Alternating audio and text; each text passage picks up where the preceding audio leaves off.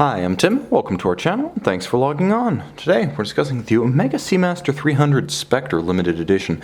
You can see this 2015 limited edition of 7,007 pieces in stainless steel and purchase it on our website. Subscribe to our YouTube channel if you enjoy these videos, and please click on the card in the upper right-hand corner of the screen at any time during this video to see our full sales listing for this diver with additional accessories included in the sale, high-resolution images for your desktop, and naturally complete pricing details for this Omega Seamaster 300 Spectre Limited Edition. The watch on my wrist does represent a little bit of a change of gears from the Seamaster 300, which, though vintage inflected, is very much a contemporary dive watch. This one's a combination of 007 themes, a few vintage references not found on the standard watch, and one clear functional distinction.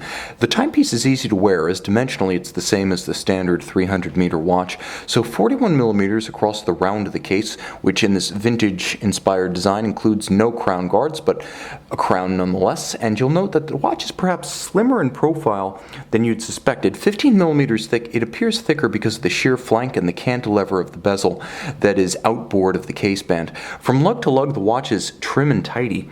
Only 48 millimeters across the wrist, lug to lug. If you do wear it on the bracelet, and the watch includes the accessory strap, you will measure that solid end link to opposite solid end link actually spans 52.6 millimeters. All the same, there's no constraint in the movement of the bracelet, so if you want to pull it straight down around a small wrist, you can even pull it slightly inboard, so it wears quite compact and makes this a friendly watch for wrists as small as 13.5 centimeters in circumference, even on the bracelet. The timepiece does have a 21 millimeter lug spacing, so if you wish to accessorize either Omega OEM straps or aftermarket, 21 is the measurement, so you can get ahead of the curve. Now, the watch does feature a substantial bracelet that, though perhaps vintage from 10 paces, is quite contemporary up close. The tolerances are superb. The finish is handsome, polished on the outside. You can see the top flanking links and center links are all of satin. Three-link design that does not appear derivative of Rolex's Oyster. I appreciate the originality, even as the Rolex structural integrity is present in this Omega design.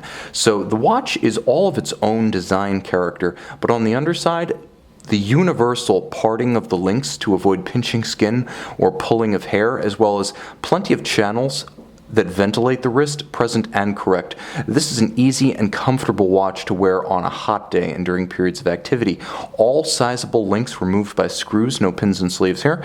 A folding clasp, single fold in the tradition of the original Bond Seamasters, but one feature those never included. Brosnan never had it so good. A push-button slider with incremental adjustments, allowing the watch to be used over a wetsuit or a dry suit, but also sized precisely to give you a little or a lot depending on how much expansion you require. James Bond signature on the underside, one of the distinctions between this and the standard Seamaster 300. More still can be seen on the case back, where the notation of the 007 Spectre and numbering, as well as limited edition status, are blazoned.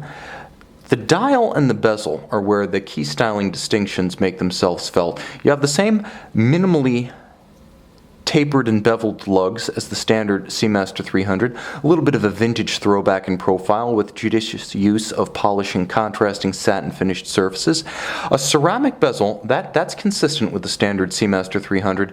What is different here is that it's calibrated 0 to 11, and then it is a bidirectional rotating bezel, unlike the unidirectional winder on a conventional Seamaster 300. So this watch, perhaps even more vintage inflected than the standard watch, it is not truly an ISO compliant diver because of the fact that the bezel can move in both directions, but you can still visually line it up with a reference point, and as long as life and limb aren't on the line, it still serves the essential timing function. Ceramic insert, so as scratch resistant for practical purposes as the sapphire crystal, this one ensures long wearing durability far more than any actual vintage timepiece.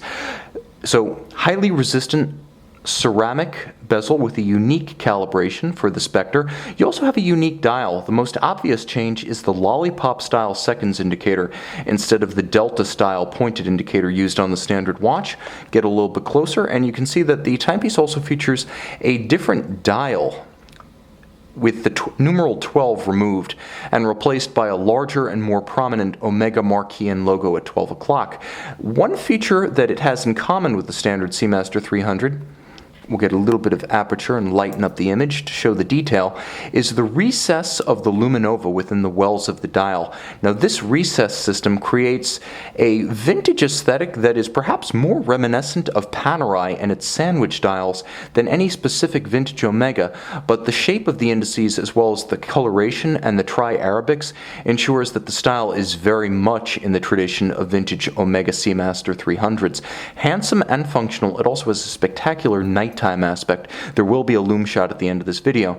Now this was the beginning of the master coaxials. So the master chronometers, master coaxials, Maytas standard, a COSC plus standard created by Omega in conjunction with the Swiss Federal Institute of Metrology. Maytas takes all of the COSC standards based on the ISO 3159 and it increases the tolerances as well as the cased up status of the movement versus the COSC's testing of a bare caliber. So as a fully cased up watch, this watch goes through the Maytas standard, the chronometry standard is applied, resistances, anti-magnetism, water resistance, winding efficiency, power reserve, all of it's tested. As a result, this is caliber 8400. 8400 has a few tricks up its sleeve. First, like the older 8500, you have both hacking seconds. It is a screw down crown despite the vintage style. Modern seals are used. So you have the hacking or stop seconds, and then you also have the time zone jumping independent hour hand. In the intermediate position, you can set this forward or backwards as you change time zone without actually stopping the movement, so precision isn't affected. The crown is large and easily gripped. The knurling is deep. You should have no trouble gripping it because it's a grippy profile as well as bereft of shouldered crown guards. Now turning the watch over, you can see that the movement features twin mainspring barrels, and the twin mainspring barrels in series endow the watch with a very even torque release from minimum wind to maximum wind, and a superb 60-hour power reserve, a full balance bridge with a free-sprung index. You can see there's a mounting screw on both sides of the balance for a full balance bridge. That with the free-sprung index makes it very shock resistant. It features an SI14 amagnetic silicon hairspring that endows the watch, and we can get a little bit closer even, with resistance to over 15,000 Gauss of magnetic flux density, so effectively resistant even to particle accelerators and MRIs. Bidirectional winding, so it doesn't have a rotor wobble like a 7750 Valjoux or any contemporary Patek Philippe 324 or Jaeger-LeCoultre 900 series movement. It also features the hacking seconds, the time zone function, the quirky coaxial beat rate of 25,200 vibrations per hour. It features the George Daniels coaxial system in its latest iteration, which is a tri-level arrangement with several different pallet stones and escape wheels operating on the same axis with a tangential contact between the wheel and the pallet. The result is less friction for better short-term timing stability and precision, as well as long-term reduced maintenance requirements. It finally brings the promise of the original coaxial into the realm of the real, being both minimally maintenance intensive and highly precise both in the short term and in the longer durations. Note the spiral Côte de Genève arabesque across the bridges and rotor, as well as the distinctive blackened screws of the Omega 8500, 8400, and 8900 families. A sophisticated modern watch in the attire of a vintage model, the Spectre limited edition also has subtle James Bond themes. If you felt the previous Omega 007 editions were a bit too much Bond for your wrist, you need to consider the Spectre. Handsome, vintage inflected, and only lightly and tangentially associated with 007 via co-branding. You can see and you can purchase this limited edition of 7,007 pieces on our website. And we're back with the Omega Seamaster 300 Spectre Limited Edition.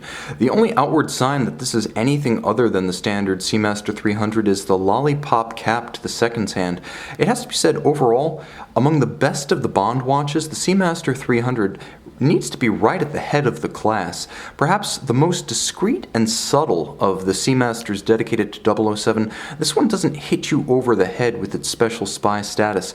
Ironically, it turns out to be the incognito and covert force that the seemingly celebrity 007 never is. When people know your name before you arrive and you're a spy, something's gone wrong. With this watch, nothing has. You can see it and make it your own, irony and all, on our website.